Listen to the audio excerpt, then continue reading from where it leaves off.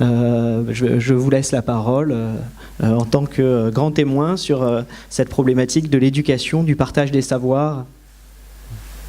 Merci beaucoup. Merci beaucoup. Alors bonjour à tous. Je crois que mon rôle de grand témoin, c'est aussi de faire un petit retour, j'ai l'impression, des échanges passés. Moi, il y a juste deux choses qui me viennent sur tout ce qui vient d'être déjà dit. La première chose, c'est qu'on raconte là plein de choses très importantes, plein de témoignages très forts, et qu'on est ici tous, nous, convaincus, je crois, et qu'aujourd'hui, il est important aussi d'aller porter ces témoignages-là vers l'extérieur, vers des milieux où c'est moins entendu, où c'est plus rare, et où il faut que cette parole-là soit entendue. Alors je sais qu'un certain nombre d'entre nous le font déjà, mais je crois que ça c'est très important. Et puis la deuxième chose, c'était que c'est revenu sur notre table ronde, et puis sur la précédente, c'est l'importance de la culture. La culture qui doit aller partout, qui doit aller effectivement vers les jeunes les plus en difficulté, mais aussi vers les gens qui vivent à la rue, mais aussi dans les prisons, dans les EHPAD, dans les hôpitaux, partout, la culture qui peut sauver. Alors, je fais une petite parenthèse, moi ça me touche d'autant plus que j'ai été une adolescente un peu différente, comme on dit, c'est-à-dire que j'avais à l'école des yeux qui étaient différents des autres et qui m'ont fait traverser un certain nombre de moments pas très agréables avec mes camarades. J'avais une surdité aussi, donc j'étais malvoyante et malentendante. Et mon problème, c'était que dans la culture, les gens comme moi, ça n'existait pas. C'est-à-dire que moi, j'aurais bien voulu que Blanche-Neige, elle soit aveugle, que Juliette de Roméo, elle soit sourde, qu'un comédien, une fois, quelque part, sur scène, à l'opéra, au théâtre, soit en fauteuil roulant. Pas dans un rôle de personne en fauteuil roulant. Juste un comédien qui soit... en plus, enfin, accessoirement, lui, en fauteuil, voilà. Et ça existait nulle part. Et quand je me rendais au théâtre, j'entendais pas ce qui se disait. Au cinéma, j'entendais pas ce qui se disait. Personne n'y avait pensé. Il n'y avait pas de sous-titres. Cette expérience-là d'exclusion de la culture, des deux sens, c'est-à-dire que quand j'étais spectatrice ou dans les personnages même, le fait que le handicap ne soit pas là, je me disais, mais c'est donc que je ne fais pas partie de l'humanité. Si je ne suis pas représentée dans tous ces spectacles de l'humanité, c'est que j'en fais pas partie. Et ça m'a énormément blessée et renforcée dans une certaine exclusion. Voilà, donc l'importance de la culture. Et puis, alors, moi, pour faire le lien, justement, donc je vais vous faire une intervention qui touche à cette question du handicap. Alors déjà, je voulais démarrer par... peut-être une petite réflexion sur la Déclaration universelle des droits de l'homme, puisque finalement on est un peu réunis pour son anniversaire et puis il faut en parler un petit peu d'elle aussi. Alors moi, quand j'ai démarré mes études en droit à l'université, j'ai pensé tout de suite que la Déclaration universelle des droits de l'homme, ça serait le texte fondateur, celui sur lequel j'appuierais tous mes combats, celui que je brandirais tout le temps à l'appui de tout ce que je voulais défendre. Et puis, à partir de 2000, j'ai commencé à m'orienter, mon parcours de juriste vers le conseil juridique en langue des signes. Et c'était une première expérience que j'ai poursuivie après, que j'ai jamais arrêtée. J'ai été obligée d'arrêter le conseil juridique en langue des signes parce que j'ai perdu la vue il y a quelques années, il y a 4 ans. Mais j'ai toujours, depuis 2000, travaillé dans la défense et la représentation des personnes en situation de handicap. Et la Déclaration universelle des droits de l'homme, dans ce combat-là, pour les personnes handicapées, elle m'a très rapidement posé un problème. Elle m'a très rapidement, c'est-à-dire dès son article 1er. Alors, je fais une intervention à 2 voix avec Maxime qui va m'aider parce que je n'ai pas tout retenu dans la tête. Alors, l'article 1, je le connais quand même, mais si tu veux nous relire l'article 1 de la Déclaration universelle des droits de l'homme. Tous les êtres humains naissent libres et égaux en dignité et en droit. Ils sont doués de raison et de conscience. Alors c'est ça qui m'a posé problème. Ils sont doués de raison et de conscience. Qu'est-ce que ça veut dire, ils sont doués de raison et de conscience? Est-ce que ça veut dire qu'une personne qui n'est pas douée de raison et de conscience ne se reconnaît pas, ne se retrouve pas dans la Déclaration universelle des droits de l'homme? Est-ce que ça veut dire que les personnes handicapées mentales, handicapées psychiques, est-ce que ça veut dire qu'une personne trisomique, une personne schizophrène, paranoïaque, n'est pas la personne à qui la Déclaration universelle des droits de l'homme reconnaît tous ses droits fondamentaux? Est-ce que ça veut dire que les droits fondamentaux sont pour tous, sauf pour les personnes handicapées? Ça a déjà été un premier problème avec ce texte universel.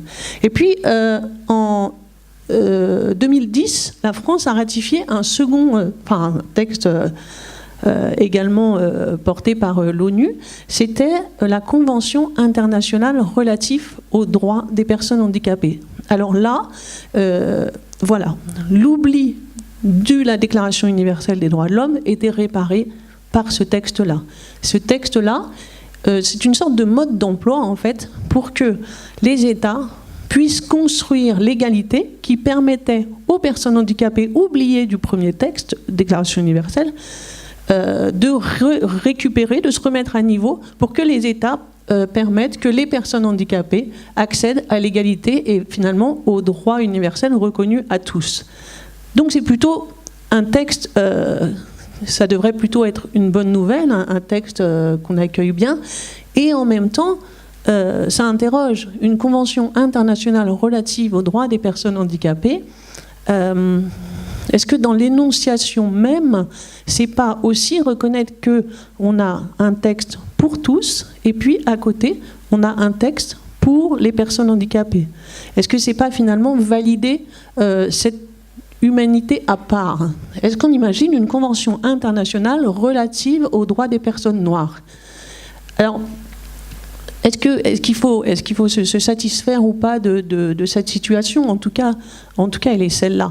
Alors, elle est celle-là, pourquoi? Parce que finalement, l'ONU a fait le constat, comme il faut que nous le fassions aussi, d'une situation qui est non pas que les personnes handicapées, que les personnes handicapées ont une vraie difficulté dans l'effectivité de leurs droits, mais ça va un petit peu plus loin. C'est-à-dire que là, on est dans une situation où finalement, on s'interroge même si les personnes handicapées sont légitimes à revendiquer les mêmes droits que les autres.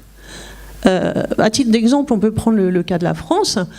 Finalement, en France, la question de la scolarisation des enfants handicapés ne se pose que très récemment. Auparavant, les enfants, on les met dans des instituts, ils dépendent de la santé, et la question de leur éducation, elle n'est pas posée. Elle arrive bien après, assez récemment finalement, et on ne parle même pas au départ de la scolarisation des enfants handicapés, on parle de leur intégration scolaire. Et leur intégration scolaire, qu'est-ce que ça veut dire? Ça veut dire qu'il y a une école pensée pour les autres, et puis il y a les enfants handicapés qu'on va greffer sur ce système qui n'a pas été pensé pour eux et avec eux. Or, le problème d'une greffe, on le connaît, c'est le risque de rejet. Donc, voilà, cette situation que je constate, et que constate aussi ce texte-là, je crois, c'est la situation de l'infériorité des personnes handicapées dans le droit. Et puis, dans une certaine réalité, c'est-à-dire que, alors ce mot d'infériorité, il vous semble peut-être un peu fort, un peu violent, mais il n'est pas de moi, puisqu'il est dans les dictionnaires français, dans leur définition du mot handicap. Le handicap, en France, est défini comme une infériorité. Donc évidemment, c'est un peu compliqué de se construire là-dedans. Et le but des textes aujourd'hui, c'est de constater cet état de fait et petit à petit de rattraper le retard pour qu'un jour, personnes handicapées et personnes non handicapées ne fassent qu'un tout. Alors, maintenant, parce que l'idée c'est de répondre à cette question de transmission des savoirs et de nous, qu'est-ce qu'on fait, nous, en tant que citoyens, dans ce constat, dans ce contexte-là. Alors, Je pense que nous, on ne peut pas attendre que la solution, elle vienne d'en haut. On ne peut pas attendre que les choses se règlent toutes seules. On doit être acteur. C'est ce qu'on fait tous ici, par tout ce qu'on démontre. C'est le but aussi, je crois, de l'espace éthique dans une démarche d'empowerment. Le but n'est pas de montrer du doigt des responsables d'être dans une situation d'accusation, c'est de dire « nous en sommes là ». Et comment est-ce qu'on va faire pour sortir de cette situation-là ? Alors, pour vous parler de ça, l'exemple de notre association, donc Droit Pluriel, moi aujourd'hui je dirige l'association Droit Pluriel, qui a pour but de rendre accessible à tous la justice. Comment on a décidé de travailler ? À partir de 2015, on a alerté le défenseur des droits de la situation des personnes handicapées confrontées à la justice. On a fait un état des lieux national et on a dit aux défenseurs des droits, la situation est assez grave, assez alarmante.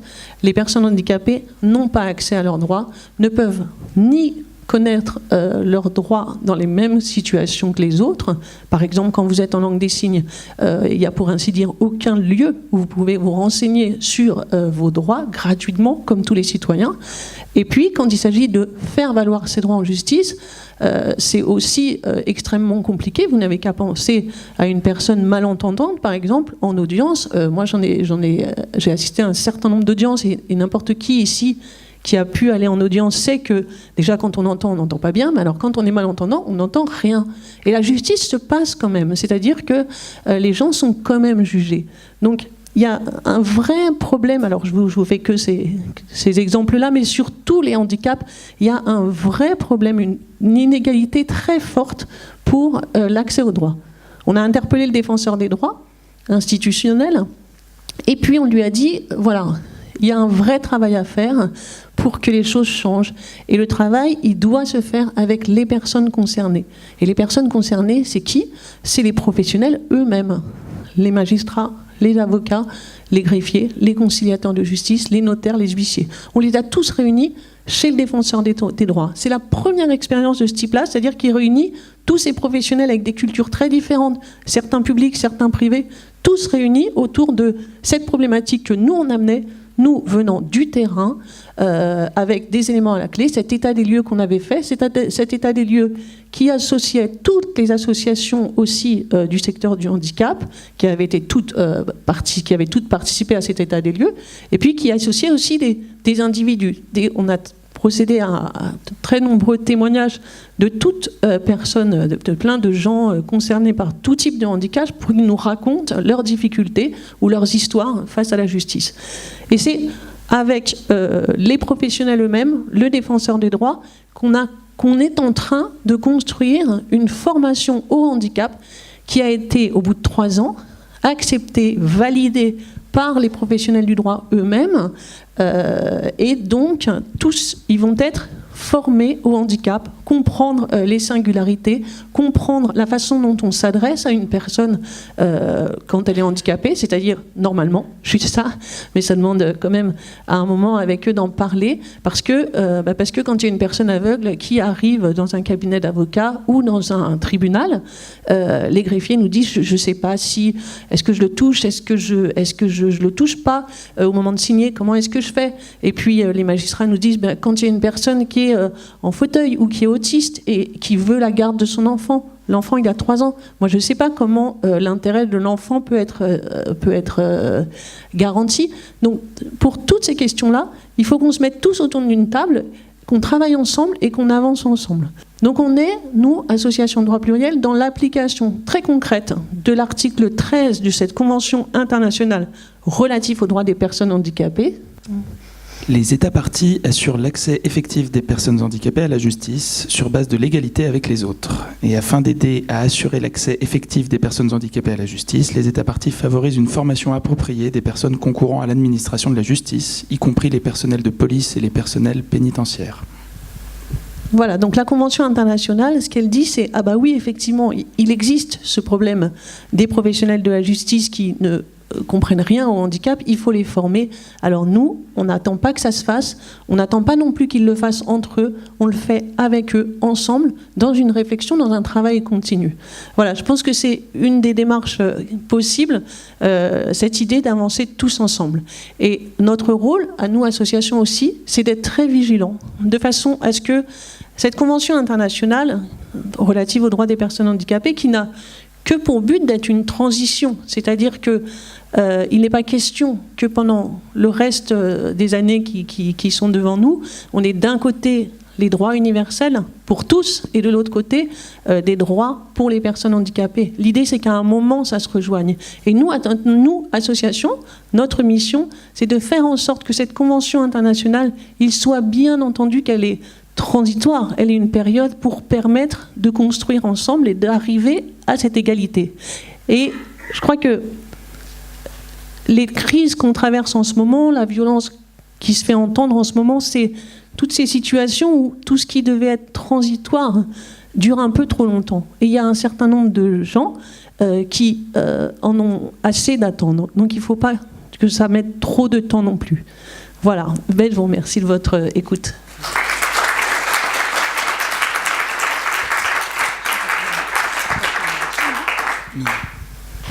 Merci beaucoup. Effectivement, cet accès aux droits et cette égalité est quelque chose qui nous tient à cœur, mais c'est valable dans le domaine du droit, mais c'est aussi valable dans le domaine du soin, que ce soit chez le médecin généraliste ou à l'hôpital.